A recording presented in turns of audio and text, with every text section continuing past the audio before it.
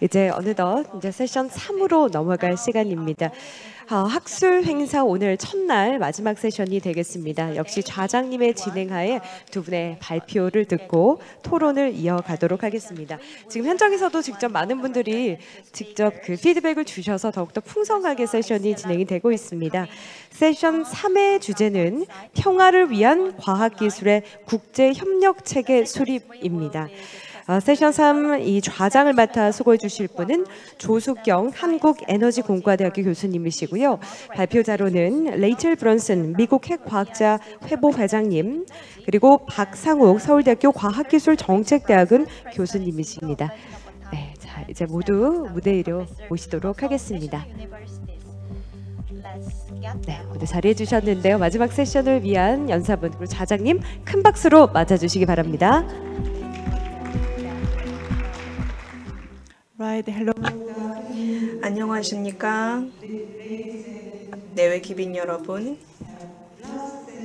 오늘의 마지막 세션입니다. 그래서 조금 더 인내해 주시기를 바랍니다.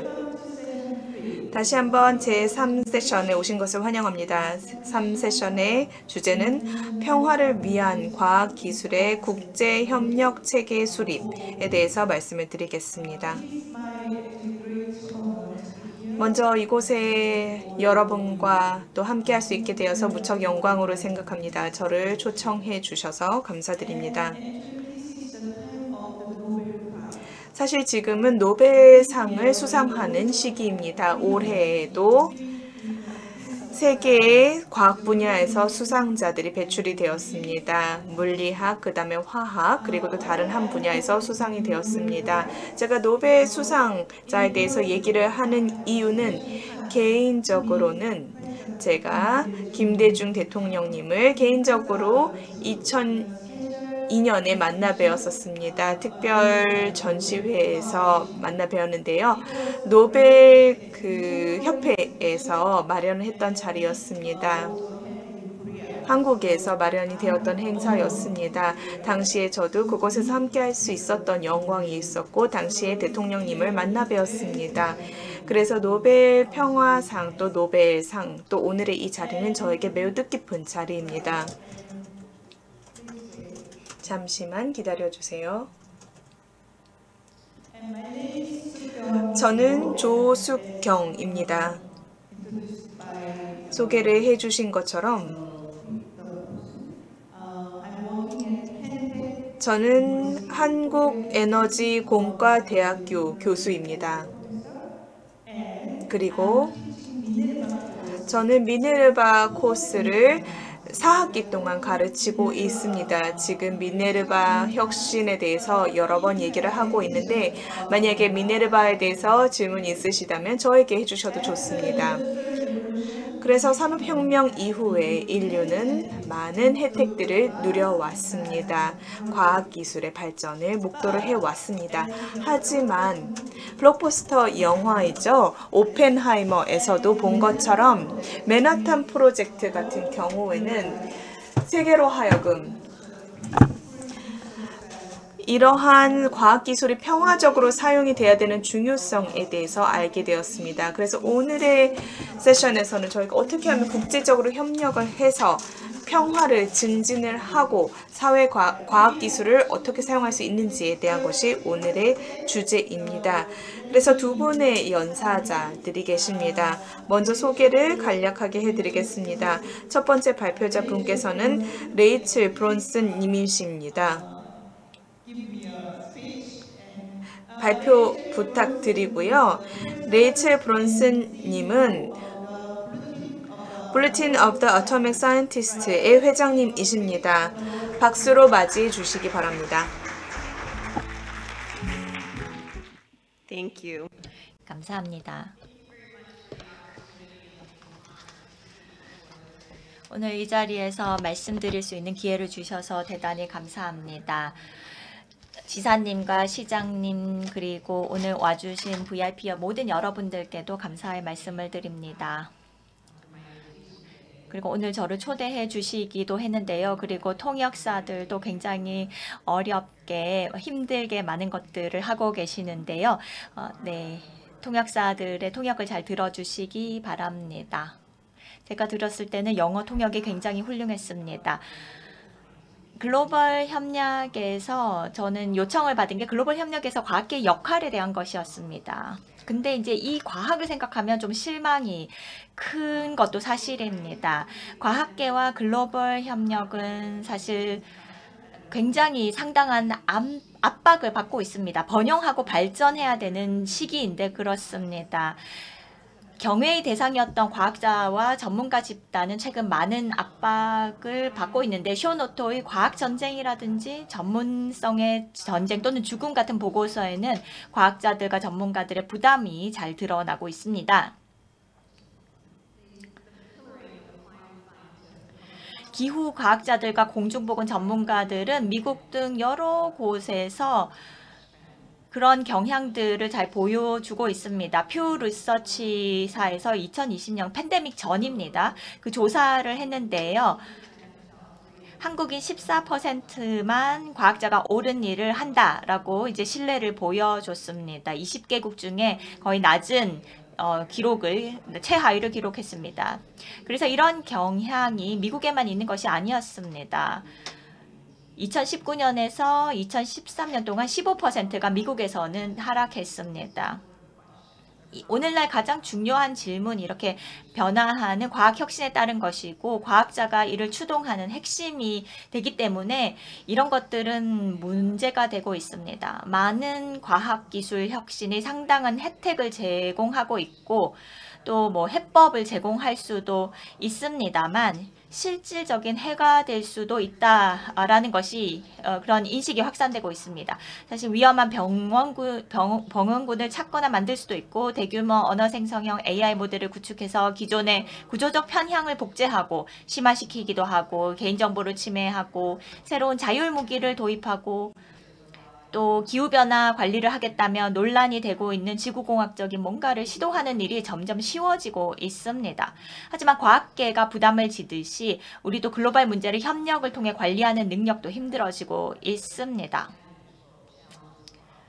그래서 이런 협력을 통해서 이런 것들을 사실 관리하는 것이 힘들어지고 있다는 것이 사실인데 우크라이나 전쟁을 보면 러시아와 서구의 전쟁이라고 할 수 있고 이전 시대에 구축했던 글로벌 시스템의 사망 선고를 내리고 있습니다. 그리고 그래서 평화 유지는 힘들고 또 중국이 굴기하면서 시스템에 더 많은 부담이 가고 있습니다. 우리는 과거 시대의 기술, 예를 들면 핵무기 관리는 지금 완전 혼란 상태인데 과거 기술이 관리도 어렵고 또 새로운 기술에 발을 맞추지도 못한 상태라고도 할 수 있습니다. 이 기술들은 새로운 과제와 기회를 던지고 있는데 말이죠. 그래서 제가 이끌고 있는 조직이 이 Bulletin of Atomic Scientist라는 조직인데요. 맨하탄 프로젝트 과학자들이 설립했습니다. 원자 폭탄을 이들이 만들었고 핵무기 확산을 반대했고 자신들이 만든 기술의 파괴적인 힘의 확산을 제한하고자 했습니다. 오펜하이머 영화가 극장에서 좋은 반응을 얻고 있습니다.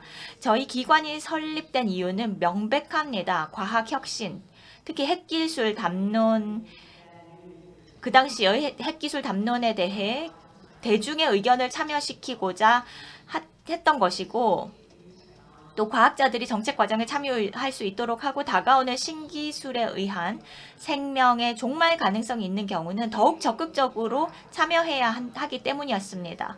오늘날 우리는 핵위험, 기후변화, 새로운 파괴적 기술, AI 같은 바이오 기술, 새로운 기술들의 발전을 목도하고 있습니다. 오늘 저는 직접적으로 과학계의 중요성, 국제협력의 중요성에 대한 말씀을 드리고자 합니다. AI와 글로벌 가드레일이 필요하다. 그리고 과거의 핵무기 통제와 위험 감축에서 어떤 교훈을 가져가야 할지 말씀을 드리고 싶습니다. 앤서니 기든스 경께서도 말씀을 하셨습니다. AI 말씀을 해주셨는데요. 정치화되고 있다. 그리고 김대중 대통령도 과학과 혁신을 중요하게 여겼다라는 말을 저도 반복하고 싶습니다. 사실 AI는 과학과 바둑에 국한되었던 기술이었습니다만 혁명적인 변화를 거듭했습니다. AI가 엄청난 혜택을 줄 것으로 기대하고 있죠.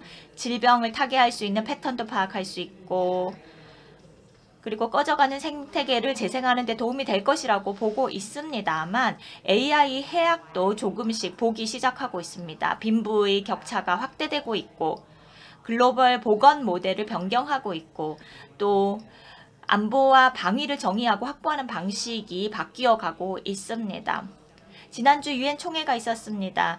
구테레스 사무총장은 이런 말을 했습니다. 인용을 하면 생성형 AI가 많은 약속을 하지만 우리를 루비콘 강으로 인도하고 있고 통제 범위를 넘어선 위험 속으로 우리를 빠뜨릴 수 있다라고 언급했습니다. 이 사무총장님께서는 AI 고위급 자문기구 협력을 통해서 유엔이 AI 관련 업무를 시작해야 한다라고 제시했고 유럽에서도 유사한 기구를 통해서 AI와 관련된 새로운 문제들을 해결하고자 추진하고 있습니다. 미국이 이에 관심을 가지고 있죠. 테크 리더들은 이제 AI 혁명이 시작 단계일 뿐이고 너무 이들도 또 걱정을 하고 있습니다. 많은 정책 전문가, 수천 명 AI 전문가들이 최근 생명의 미래 연구소가 초안 작업을 한 청원서에 서명하면서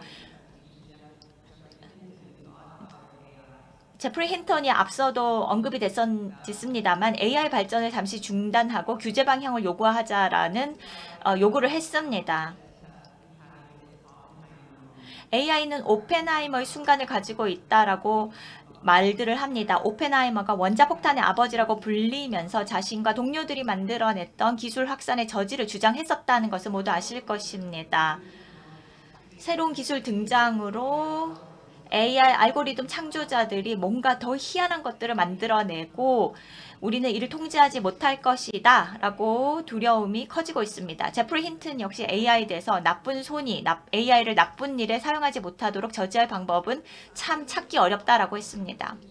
오펜하이머 같은 과학자들은 경고로 그치지 않았습니다. 이들은 끈질기게 새로운 정보를 각계각층과 나누면서 또 기술 확산을 추적하고 제한하려는 노력을 아끼지 않았습니다. 글을 쓰고 출간을 하면서 특정 전략적 방식의 찬반을 주장했습니다. 이들은 조직을 설립했고 핵 전장의 가상 결과를 기록하고 대중이 이를 반대할 수 있는 근거를 마련해 주었습니다. 그러면서 미래 무기 통제 협약과 같은 갈등 축소와 예방 수단의 근거를 마련했고 이것들이 60년대, 70년대, 80년대에 결실을 맺었습니다.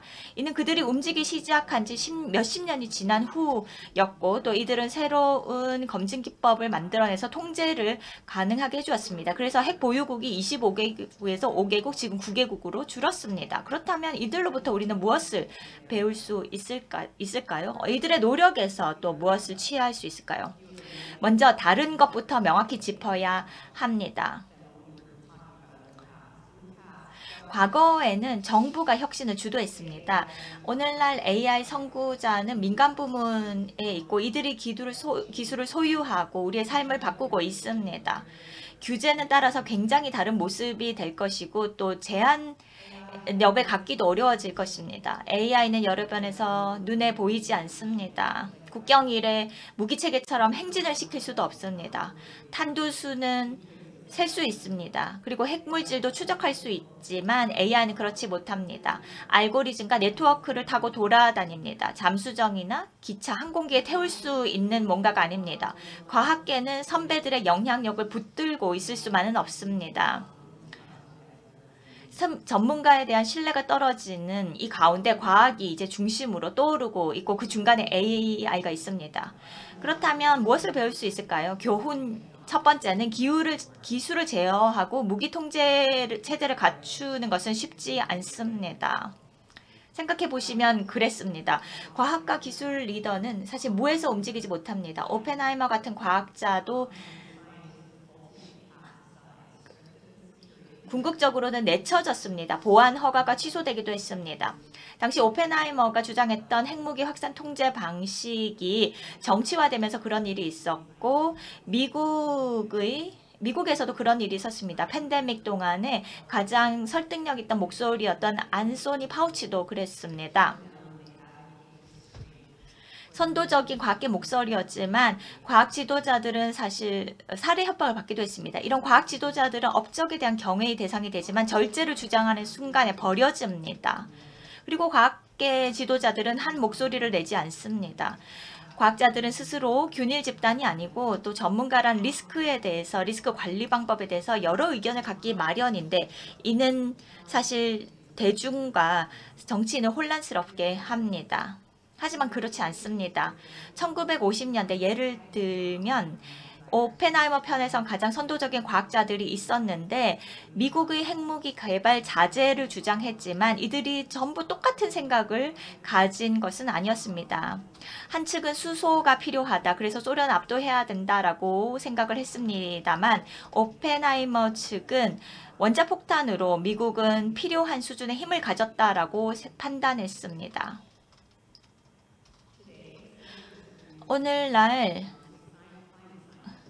기후학자들 사이에서도 여러 가지 의견들을 가지고 있습니다. 지반공학이 향후 기후변화를 타개하는데 어떠한 역할을 댈지에 대한 의견이 다릅니다. 어떤 규제가 필요하고 바이오 엔지니어링을 어떻게 규제할 것인지에 대해서 바이오 커뮤니티에서 의견이 다릅니다. 그리고 AI가 실존적인 위협이 되는 것인가에 대한 의견도 크게 갈려 있습니다. 그리고 이와 관련돼서 위협과 관련돼서 개발과 관련해서 책임이 어디까지인지에 대한 의견도 다릅니다. 그럼에도 불구하고 과학자들은 독특한 네트워크와 제도를 만들어낼 수 있습니다. 그렇게 함으로써 학계에서 인식 공동체라고 하는 제도를 통해서 위험 완화의 기반을 제공할 수 있습니다. 1950년대 핵과학자들은 푸구아시, BAAS, 사회적 책임을 다하는 의사 등 여러 조직을 창설하고 여론을 조성하고 주도했으며 정책 제안에 참여했습니다.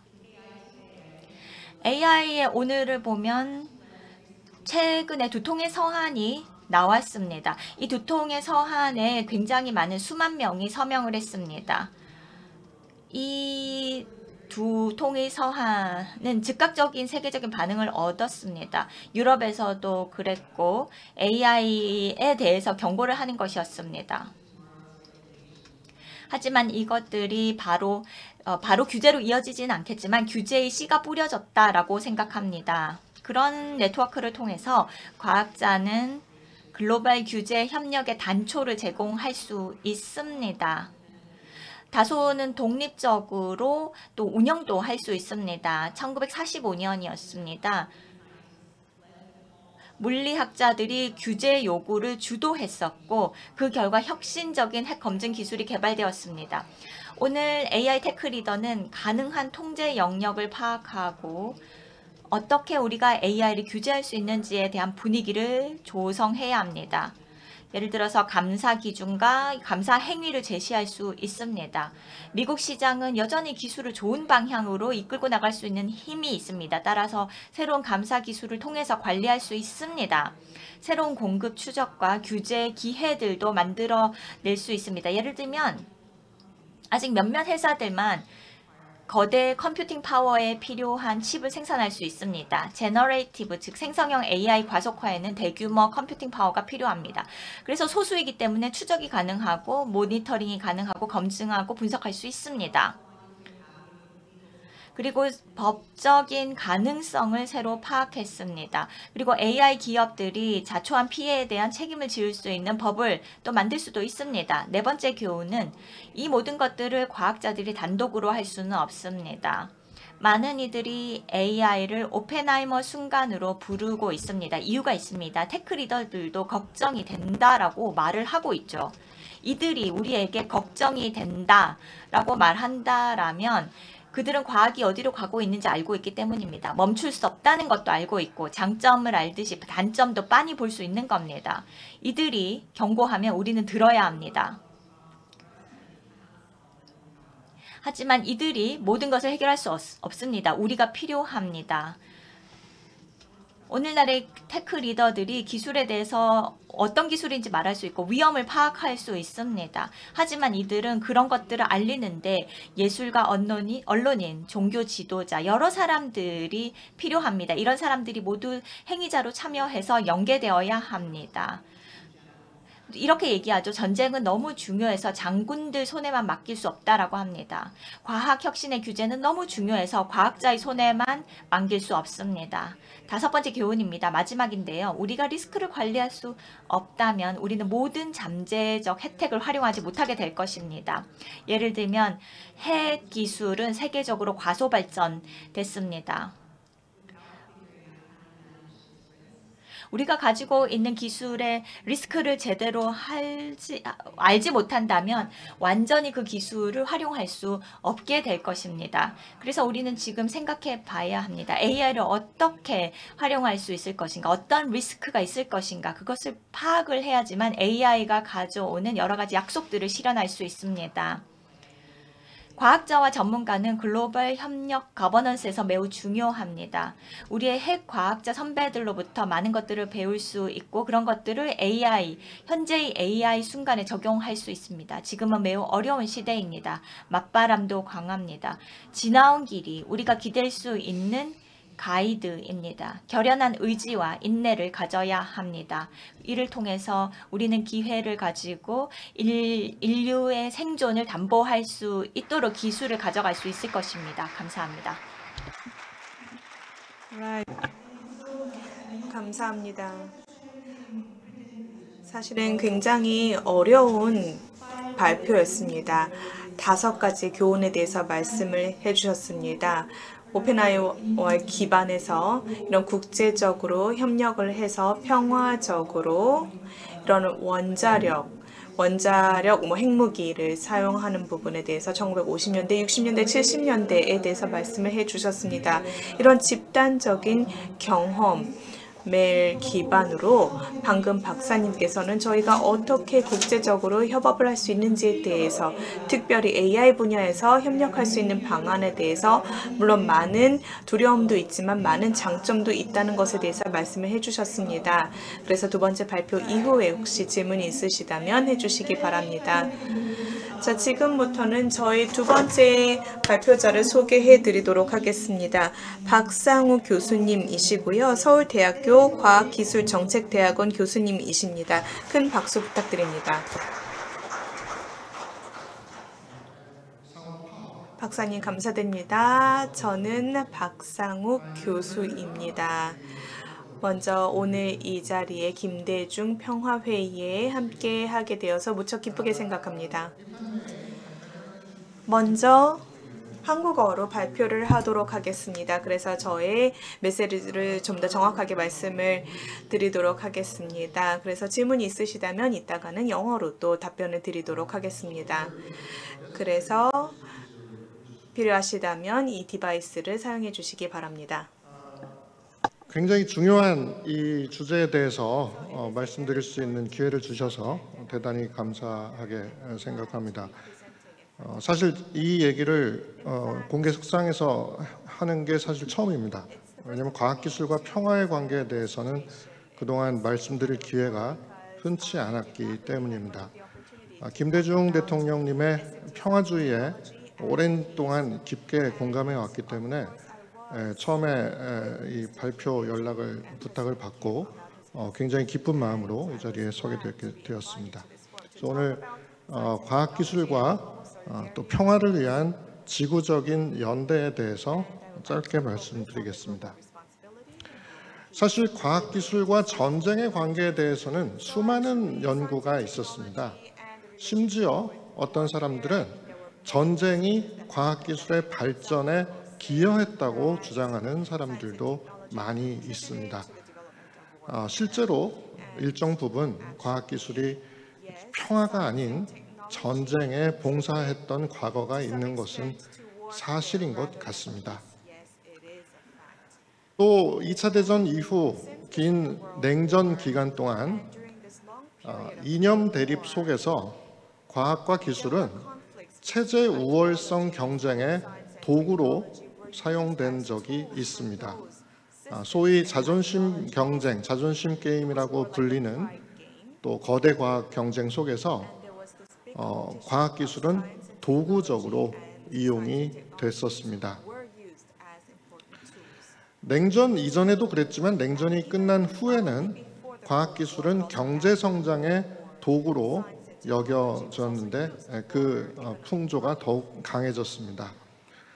80년대 이후 정보통신 기술이 만든 소위 신경제, 신성장이라는 그 기조가 지금까지도 계속되고 있고 4차 산업혁명이라는 현상으로 나타났습니다.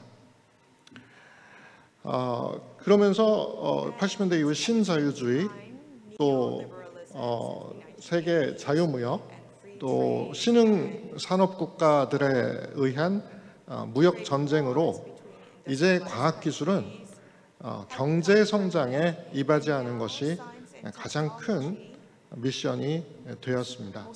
그러면서 과학기술 정책은 국가 혁신 시스템 관점이라고 하는 그야말로 국가는 혁신을 창출하기 위한 총력전을 펼쳐야 한다라고 하는 관점이 과학기술 정책 학계에도 또 실제 과학기술 정책에도 팽배해지게 되었습니다. 그러나 안타깝게도 과학기술이 평화에 공헌할 수 있고 기여할 수 있다라고 하는 그런 접근은 많이 논의되지 않았습니다. 과학기술은 소위 부국 강병의 도구로 여겨지기 십상이며 또 과학기술계, 과학기술인들 스스로도 평화를 위해 어떠한 액션을 취할 수 있다라고 하는 자각을 하지 못한 경우가 많습니다. 과학기술자들은 대개 평화주의자들입니다. 그리고 자신들이 개발하는, 연구 개발하는 기술들이 악용되거나 오남용되어서 인류에 해를 끼치는 것에 대해서는 반대하는 입장입니다. 그럼에도 불구하고 과학기술자들이 과학기술을 평화적으로 이용해야 한다라고 하는 어떠한 활동은 지금까지는 미약했고 특히 한국과 같은 신흥국에서는 더욱 미약했습니다.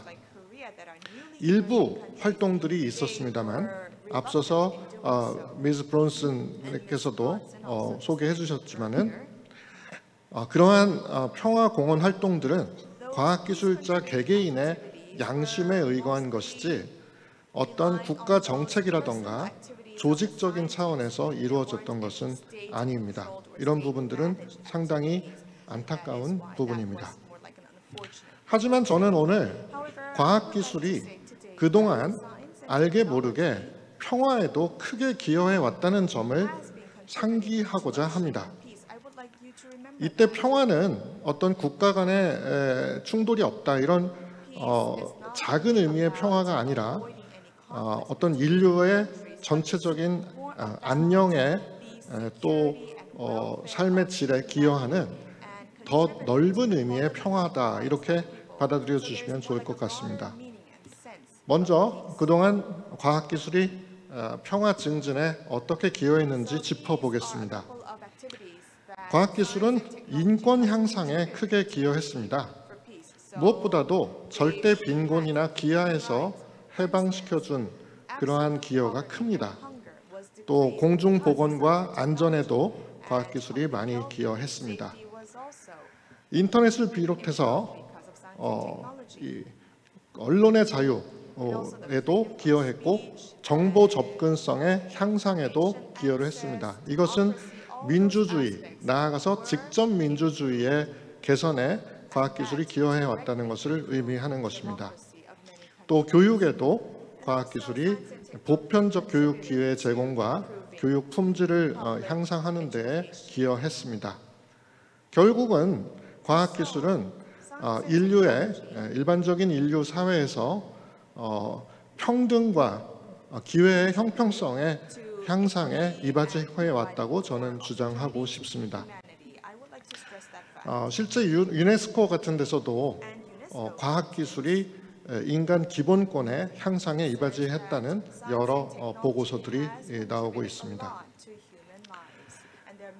조금 더 추상적으로 말씀드리자면 과학기술은 비이성적인 억압과 차별로부터 인류를 해방시켰습니다.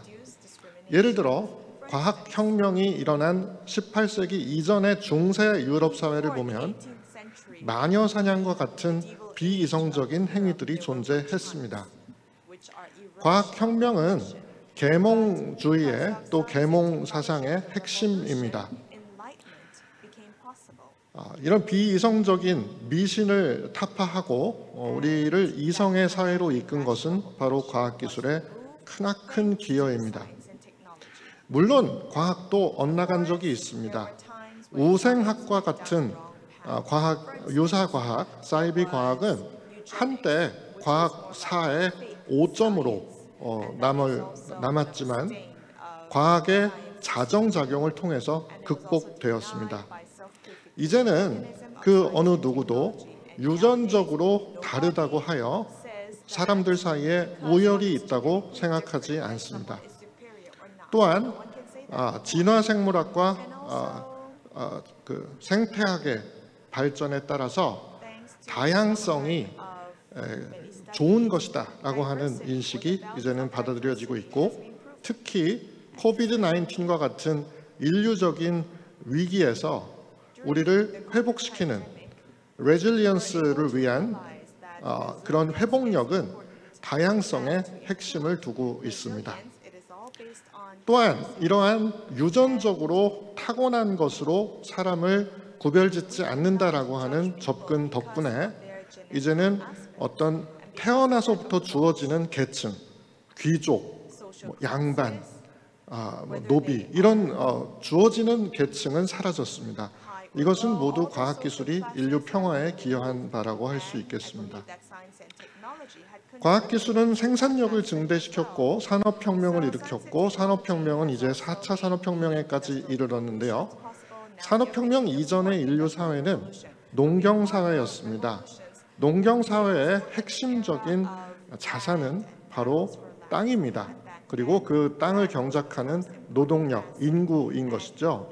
즉 어떤 제국은 제국의 성장을 위해서는 반드시 다른 나라를 침략하여 땅과 사람들을 자기 것으로 만드는 확장주의가 작동할 수밖에 없었습니다. 하지만 과학기술이 산업혁명을 만들고 우리가 산업사회에 살게 되고부터는 이제는 더 이상 땅의 크기에 연연하지 않아도 됩니다. 한국과 같이 그리 크지 않은 나라가 과학기술의 힘으로 이제는 전 세계를 상대할 수 있는 강력한 국가로 거듭날 수 있었던 것은 다 과학기술의 힘입니다.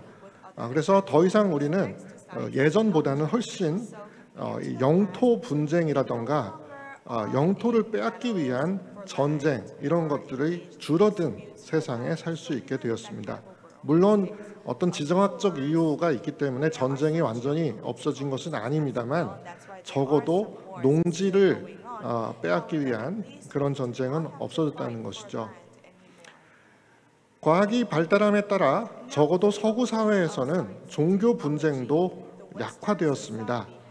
유럽에서 신교와 구교 사이에 굉장히 심한 갈등이 있었지만 사실 과학이 발달돼서 유럽 사회가 탈종교화하게 됨으로써 신구교 갈등도 잦아들었습니다. 물론 지구상에서 종교 간의 갈등이 과학 때문에 완전히 사라진 것은 아닙니다. 여전히 소위 문화 간의 충돌이라고 하는 그런 종교권 간의 충돌이 존재합니다만 적어도 과학화된 국가들, 다른 말로 바꾸어 얘기하자면 세속화된 국가들에서는 종교 분쟁은 상당히 줄어들었습니다. 적어도 이제 믿음이 다르다는 것 때문에 서로를 살상하는 일은 문명화된 세계에서는 존재하지 않는 것이죠. 이념 갈등 역시 과학기술 덕분에 완화되었다고 감히 제가 주장하고 싶습니다. 사회주의 진영, 즉 공산 진영과 자본주의 자유시장 경제 진영 사이에 극심한 이념 갈등이 존재했지만 결과적으로 과학기술의 생산력을 극대화한 자유시장 경제 진영이 승리를 하게 되었고, 이제는 사회주의 국가들조차도 혁신에 기반한 자본주의를 채택하고 있습니다. 따라서 이 두 진영 사이의 이념의 간극은 많이 줄어들었다고 얘기할 수 있습니다. 과학기술은 실용적으로도 평화를 지키는 데에 기여하고 있는 부분이 있습니다. 정보통신 기술이 발달함에 따라 이제는 적성 세력의 적대적 세력의 움직임을 들여다볼 수 있게 되었고, 이것은 비단 인공위성이나 어떤 감시 정찰 장비뿐 아니라 일반 시민들의 손에 들어있는 핸드폰과 SNS를 통해서 전장의 상황이 실시간 중계되는 등 이제는 서로가 서로를 들여다보게 됨으로써 함부로 적대 행위를 하기가 어려워졌습니다. 예를 들어서 우리나라나 미국이 가지고 있는 정찰 자산이 북한을 항상 들여다보고 있기 때문에 대규모의 군사 이동이라든지 전쟁 예비 행위를 미리 감지할 수 있기 때문에 전쟁이 방지되는 그러한 예를 들 수가 있겠습니다. 또한 역설적이게도 핵무기의 위협은 상호 확증 파괴라는 개념에 의해서 전쟁을 억제하는 효과가 있다고 주장하는 사람들도 있습니다.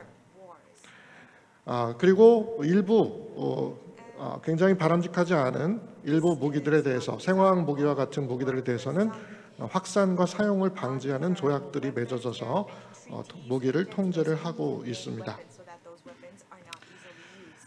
자, 그렇다면 과학기술이 평화를 해치는 역할만 한 게 아니라 평화를 증진해온 이러한 역할이 있었다는 점을 제가 어떻게 보면 발상의 전환을 말씀을 드렸는데요. 앞으로는 이 변화하는 세계 속에서 좀 더 적극적인 역할을 과학기술이 맡을 수 없을지 말씀을 드리도록 하겠습니다. 오늘날 과학기술은 더 많은 가치들이 반영되고 있습니다. 전통적인 국가 안보라던가 경제 성장과 같은 가치뿐 아니라 성평등이라던가 다양성, 또 다양한 사회적인 차원들이 과학기술의 연구개발 활동에 반영되기를 요구받고 있습니다. 또 연구윤리, 생명윤리와 같은 윤리적인 부분들, 또 인공지능의 윤리와 같은 부분들이 과학기술의 발전 경로를 우리가 책임성 있게 조향해 나가야 한다는 것을 요구하고 있습니다. 과학기술자들도 이제 이 사회적 책임성이라고 하는 부분을 무겁게 받아들여야 할 것입니다. 그래서 과학기술자들은 앞으로도 여전히 그리고 계속 미신이나 음모론에 맞서 싸워야 한다는 소명을 가져야 할 것이고, 또 어떤 사회적인 편향에도 맞서 싸워야 할 것이고, 유사과학이나 사이비과학에도 결연히 맞서 싸워야 할 것입니다. 또한 앞으로도 계속 빈곤과 기아의 퇴치, 또 과학 문맹의 퇴치, 또 이성주의의 수호, 그리고 인간의 존엄성과 인도주의의 수호를 위해서 싸워 나가야 한다는 소명이 주어져 있습니다. 안타까운 것은 현재 미중 간 기술 패권 경쟁의 양상이 기술 냉전으로까지 발전하면서 기술 주권론이라고 하는 논의가 일부 국가에서 일어나고 있고, 한국에서도 이 기술 주권을 강화해야 된다는 논의가 점차 힘을 얻고 있습니다. 기술 주권은 사실 좋은 개념입니다. 우리가 필요로 하는 기술을 스스로 개발하거나 일방에 치우치지 않고 조달할 수 있는 권리를 기술 주권이라고 합니다.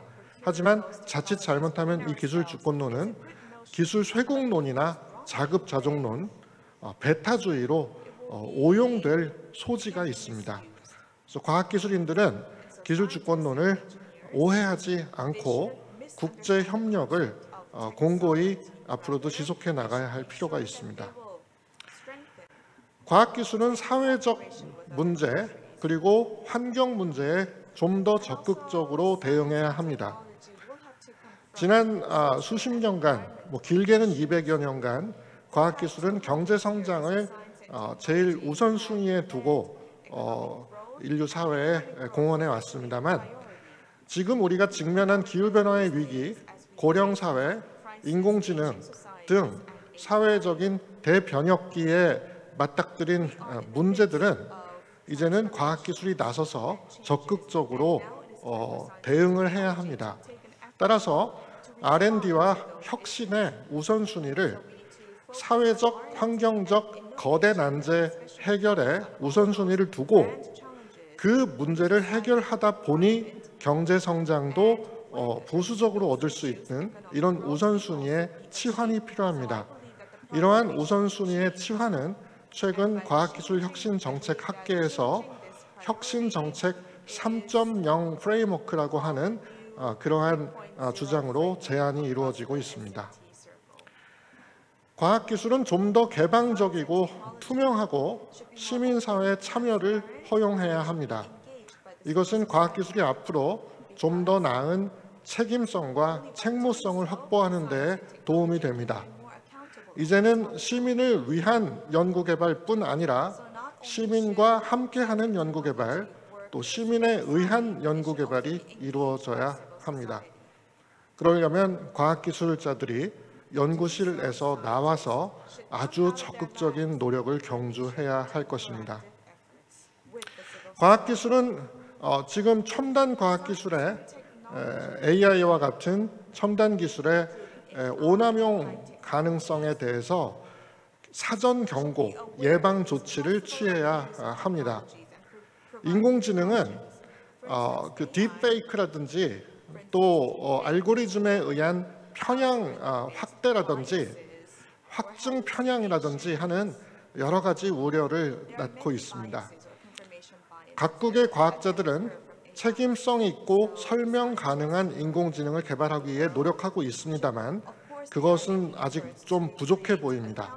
그래서 과학자들은 서로 연대해서 이 지구적 연대를 통해서 인공지능의 책임성과 설명 가능성을 증진하고 인공지능의 거버넌스를 확립하기 위해서 자율 규제를 비롯해서 기술 개발 단계에서부터 이러한 책임성을 인식하고 개발 활동에 나서야 할 것입니다.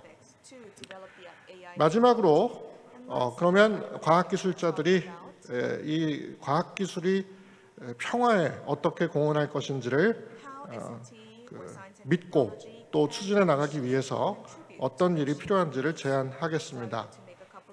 결론적으로 앞으로의 과학기술은 평화를 과학기술의 미션으로 놓는 것을 제안합니다. 기술 주권론이나 기술 패권 경쟁의 소용돌이 속에서도 과학자들은 특정한 정치 세력이나 정권에 봉사하는 것이 아니라 전 인류를 위해서 과학과 기술 개발에 또 지식의 진보에 나선다는 것을 항상 마음에 새겨야 할 것입니다. 국가 혁신 시스템 관점은 국가들끼리 서로 경쟁한다는 기본적인 전제를 깔고 있습니다. 국가 혁신 시스템 관점을 보완해서 글로벌 혁신 공동체라는 관점이 추가되면 바람직할 것으로 생각됩니다. 그래서 과학자들은 앞으로 평화를 위한 과학기술의 지구적인 연대를 만들어 나갈 것을 이 자리를 빌어서 제안하고자 합니다. 과학기술의 오남용에 따른 잠재적인 평화의 위협에 적극적으로 선제적으로 대응해 나가야 하며 과학기술의 오남용을 과학자들이 책임이 없고 그것을 잘못 사용하는 정치인들의 책임일 뿐이라는 그러한 소극적인 생각에서 벗어나서 연구개발과 혁신 활동에서부터 적극적인 역할을 자임해 나가야 할 것입니다. 그래서 앞으로 이제 전 세계의 과학자들이 연대하여 평화를 위한 과학기술의 서울 선언과 같은 그러한 움직임이 앞으로 나오기를 기대합니다. 이상입니다. 감사합니다. Right. Thank you very much. Your suggestive. 감사합니다. 서울 매니페스토를 제안해 주셨는데요. 서울 매니페스토에 대해서 조금 더 자세히 알고 싶어 하실 것 같기는 합니다. 이제 질의응답 시간을 갖도록 하겠습니다. 두 분의 발표자분들께 질문을 해주시기 바랍니다.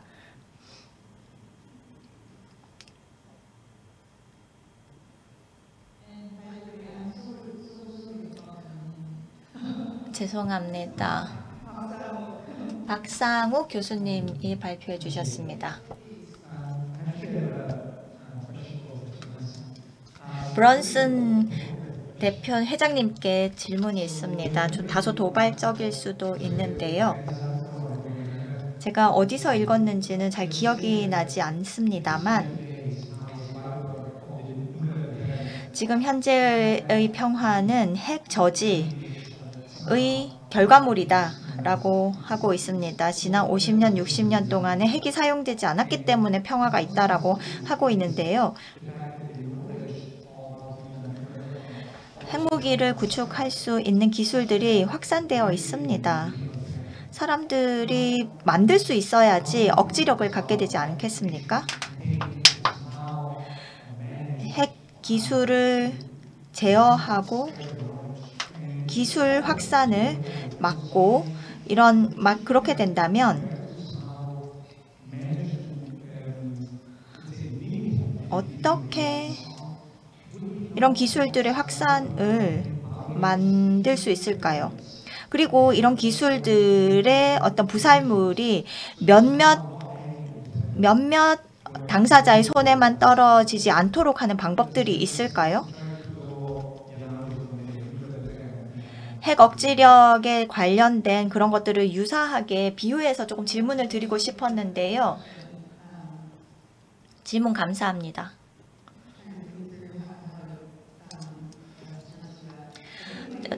답을 좀 생각을 해보면 글로벌 거버넌스가 필요한 것 같고요. 책임질 수 있는 가장 위험한 일에 대한 책임을 질 수 있는 기전이 마련되어야 합니다. 그리고 기술이라는 것이 가장 긍정적인 부분이 번영할 수 있도록 해야 합니다. 지금 상호적으로 핵무기를 가지고 서로 각각이 가지고 있으면서 사용하지 않도록 하는 통제 체제를 가지고 있는데요. 그것이 20세기에 시작되어서 지금까지도 유지되고 있습니다. 그래서 상호 억지력을 가지고 어떻게 위험을 낮출 것인가에 대한 여러 가지 고민들이 있었습니다.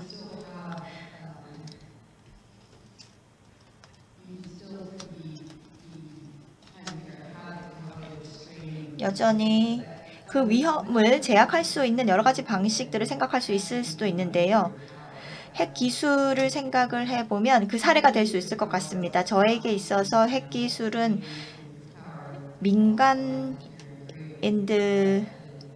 핵 기술을 사용하지 못하고 한국도 그렇고 미국도 그렇습니다. 지금 탄소가 지배하는 환경에서 또 그렇습니다. 리스크를 어떻게 통제할 것인지 만 생각하게 되면 그 기술의 장점을 활용하지 못하는 폐해가 있습니다. AI를 생각해 보면 바이오 쪽과 생각을 해봐도 사실 바이오 쪽의 기술들은 굉장히 긍정적인 부분들이 있습니다. AI도 마찬가지일 것입니다. 그래서 생각해 봐야 하는 것은 그런 기술들의 장점을 제대로 활용할 수 있는 방향으로 생각을 해야 하고 AI 리더들도 위험한 발전, AI 기술 기업들이 해악을 만들어냈을 경우에 어떻게 책임을 지을 것인지, 기술이 어떤 해악을 가져올 수 있을 것인지, 평화에 어떤 위협이 이루어질 것인지를 생각해 보도록 도발해야 합니다. 장점의 확산을 제한할 것이 아니라 장점은 확산하고 그런 기술들이 가지고 있는 위험과 리스크를 어떻게 제약할 것인가에 좀 더 초점을 맞추어야 한다고 봅니다. 감사합니다. I want to ask one question to you. Then 먼저 질문 하나 하도록 하겠습니다. 아시는지 모르겠지만 세계 과학의 날에 대해서 아시는지 모르겠습니다. 2001년에 유네스코에서 지정을 한 날인데요. 세계 과학 날, 평화와 번영, 발전을 위한 세계 과학의 날이라는 것에 대해서 혹시 들어보신 적이 있으십니까? 들어본 적은 있고요. 그리고 과학의 날도 있고 또 여러 그런 축제들이 있다는 것은 들었습니다. 그리고 이렇게 이제 선포가 된 부분에 대해서는 알고 있습니다. 박 박사님께서도 아시고 계십니까? 세계 과학의 날 같은 경우에는 좀 더 잘 알려져야 된다고 생각을 합니다. 맞습니다. 오늘은 사실은 과학인을 위한 과학이 아닙니다. 정책 입안자들을 위한 과학이 아니라 모두를 위한 과학이 되어야 됩니다.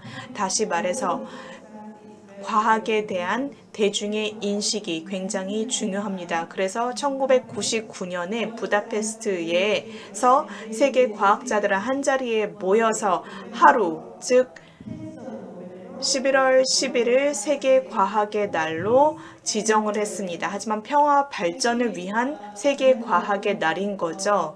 제가 예전에 한국과학재단에서 일을 했었을 때 한 번은 저희가 그 날을 축하를 했지만 그 이후로는 그 누구도 축하를 한 적이 없습니다. 그래서 하나를 어떤 것을 만드는 것은 하나고 그 다음에 사람들한테 알리는 것이 다음 단계입니다. 과학 기술이 인류에 얼만큼 또 세계 평화에 얼만큼 기여를 하는지를 알리는 것이 중요하다고 생각합니다. 그래서 두 분께 이 부분에 대해서 말씀을 드리고 싶었습니다. 그리고 질문 부탁드리겠습니다.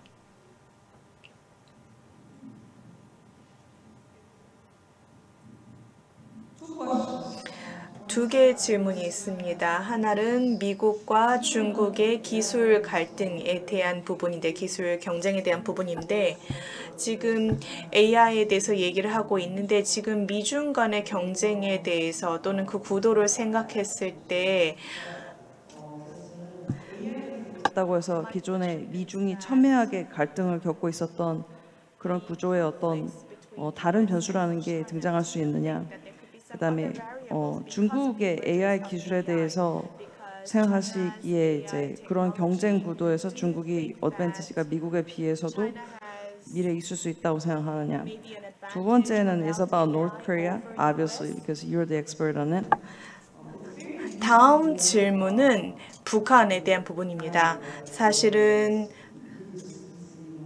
쉽게 이렇게 생각할 수가 있습니다. 문제가 없는 것처럼, 문제가 아예 한반도에 없는 것처럼 생각을 할 수도 있지만 사실은 이 숫자가 늘어날 것입니다. 이런 핵탄두의 개수가 더 늘어나지 않습니까? 그러면 현재 이런 전략에 대해서 어떻게 생각하십니까?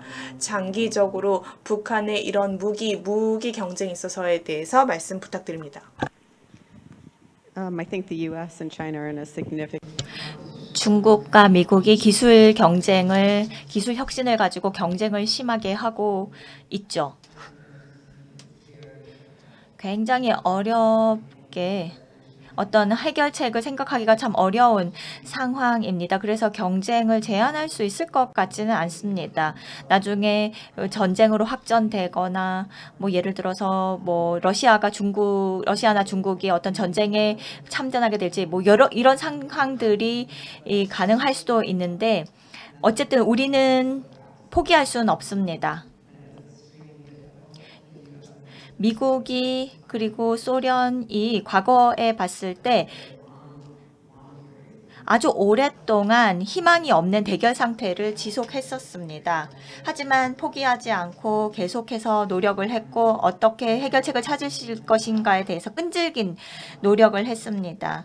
지금 현재도 기술 경쟁이 있고 어쨌든 관리를 해야 합니다. 그 부분이 핵심이라고 생각합니다. 두 번째 질문에 대한 답을 제가 제대로 들 수 있을지는 모르겠습니다만 첫 번째 질문과 관련해서 AI는 굉장히 다른 차원의 전쟁의 양상을 제공할 수 있을 것이라고 상상합니다. 중국의 강점은 공공데이터 활용에 있습니다. 현재 AI 기술, 머신러닝이 핵심이 될 텐데 중국에는 굉장히 접근 가능한 데이터가 많고 이 부분이 중요하게 머신러닝에 작용할 수 있습니다. 미국과 서구 유럽 국가들과는 달리 중국 정부는 프라이버시 이슈라든지 AI가 사용되어서 중국이 굉장히 빠르게 AI를 개발하고 있고 그러기 때문에 드론조차도 AI로 활용해서 운용이 되고 있습니다. 그렇게 되면 전쟁을 하게 되는 경우 상황이 달라질 수 있습니다. 제가 걱정하는 바는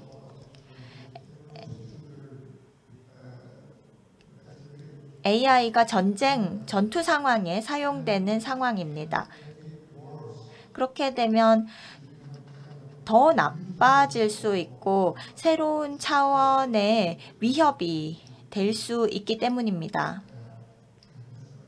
네, 그 정도로 답변 드리겠습니다. 감사합니다.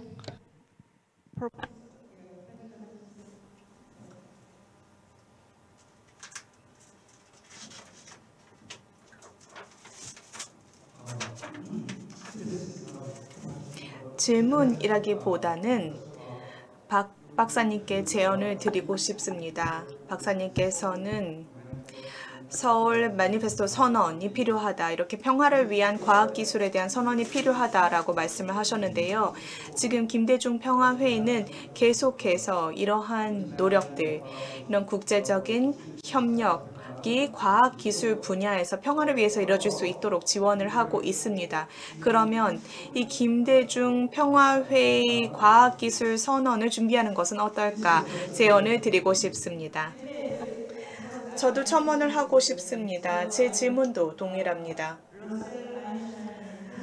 러셀 아인슈타인 매니페스토 선언문은 1955년에서 원자력에 대한 선언이었었는데요. 그러면 관련해서 이런 서울 선언에서는 어떤 내용들을 포함하고 싶으실까요? 중요한 제언이었던 것 같습니다. 제가 좀 실수를 한 것 같습니다.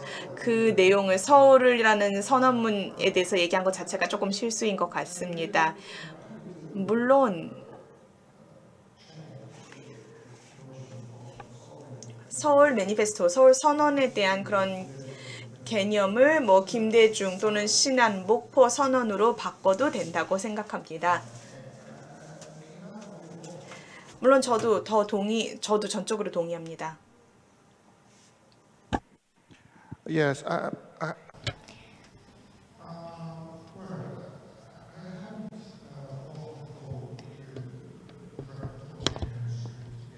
아직 원고를 만들지는 않았습니다. 제안한 상태고요.